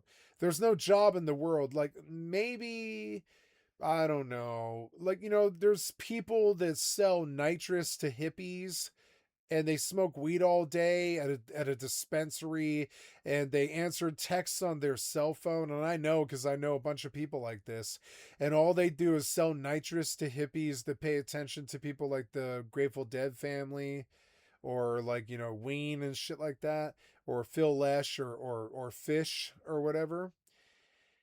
And yeah, those people, they pay good money for nitrous and stuff, but it's like, that's their job. Their job is to sit there in a head shop, get high all day. And I know, because a bunch of my friends did this job and stuff, get high all day on marijuana and acid and shit like that, and then sell fucking nitrous to hippies that come to their head shop. And I've known people with jobs like that. But that job still wasn't as good as being a taxi driver. Taxi driver gives you transportation, money. Women are attracted to people who have transportation for whatever reason it is. I never had a problem getting laid when I was a taxi driver. The girls throw themselves at you. And it's a job that you don't get fired from if you spend, 12 midnight until 8 a.m. in the morning drinking, and then you sleep in till 4 in the afternoon, and you get up and you go to work at like 6 p.m. Nobody fucking fires you because you're your own boss. And after I took a job like that, I was like, no, I'm never working for another boss ever again. That's the problem. These guys seem to be willing to forego $150,000 payment so that they can continue to deal with dickhead bosses all day. And I'm sorry, but I'm taking the $150,000 payout. I'll go take a dickhead boss at FedEx as compared to, there's so many other transportation companies. You can even work at fucking, what's that one, DoorDash or Postmates, and it still wouldn't be as much money, but it wouldn't, but it would definitely be secure. Work you like a dog. I was an unloader. Unloader is garbage. It wrecks your back, and it's a terrible job. Yeah. If I think I worked something like 10 to 2. See, I told you I was like 10 to 2, something like that. And while it sounds like a short shift, the shift wrecks your fucking body. That's why it's short. 10 to 3, something like that. It was like overnight. Yeah, 10 to 3, that's right. And I remember my first experience going in that mug. I feel like I was going to prison. Yeah, they don't strip search you, but they watch you as you come in. They have security. They check your, I don't know if they check your fingerprints, but they check your swipe card. They camera you, and they check to make sure you're not stealing anything. And yeah, the security was off the hook. To even get in the building takes 15 minutes. Because the gates was all high. You got to walk through security. You got to empty out your pockets before you go in that joint. You can't have no phone, no nothing. I said, where are they taking me? It's prison. I ain't It's think I a was work getting out. prison. I ain't know what was going. Yeah, like what was going on? Like it's dehumanizing. Now this kid is young, so this sort of thing is just a new experience to him, and it was to me too. It was a great deal of culture shock when it happened to me. You know, the boss guilt tripped me at the end, and he was like, "You're quitting," and I was like, "Yeah, this job has wrecked my back, and you're not going to pay for that. You're not going to pay for healthcare to fix my back. This job has wrecked my back, and it does wreck everybody's back. I know all the workers. I talk to them when I go home at the bus at the end of the day and all this stuff. They've all got wrecked backs too. And I know that this job wrecks your back. Why should I work for $20 an hour or $25 an hour so you can wreck my back for the rest of my life? Am I going to pay a doctor all that money you paid me to fix my wrecked back? The answer is no. I'm just going to deal with the pain as I have all of my life. And yeah, I wish I hadn't sold out my body to corporate shitheads like this. I really wish I hadn't done that. Going on. My hands are brittle. My shoulders are stiff. When I collide or fall, I tend to break things because I'm so stiff and I just bash into it and stuff. Got a broken arm currently and a broken fucking clavicle. And like, you know, and it's just crazy. It's like, you know, my right arm and my clavicle and stuff. And it is fucking nuts. It's like those jobs, they don't respect those problems. They just expect you to work through the blisters and the heat and the, you know, 15 boxes that are 110 pounds a piece. Like they just expect you to work through that and take your money and shut the fuck up. But the problem is it is inhumane. You know, he wouldn't say it if it wasn't true. And then a lady tried to tell us in orientation. She told me, she said, "Look, is this what you want to do with your life?" And I'm like, I'm just trying to work. I'm trying to get a job. What? She said, you know, there's other things that you could be doing. Yeah, she's like, yeah, you can either take this as a career or you can get the fuck out. Get the fuck out. If they say get the fuck out, get the fuck out. And she was giving me warning signs. I didn't know what it was. She was giving me warning signs then. I didn't heed. Nope. And so we had to demonstrate how to stack boxes and all this type stuff. And how to do it and how to properly bend over. You can't bend your back. No, you gotta, unless you're in this for career. My first night. Yep. Bend over, you can't bend your back. You gotta over. You can't bend your and back. how to do it and how to do it and how to. Yeah, not being able to bend your back is such a pain in the ass. Okay, guys, it's 1:50 in the morning. I'm gonna go to bed. I love you guys. I will see you tomorrow. This session was recorded and it will be placed on my YouTube today. As you can see, I get lots of hits and stuff. It's good. And I will stop this recording and I will post this, you know, to my YouTube.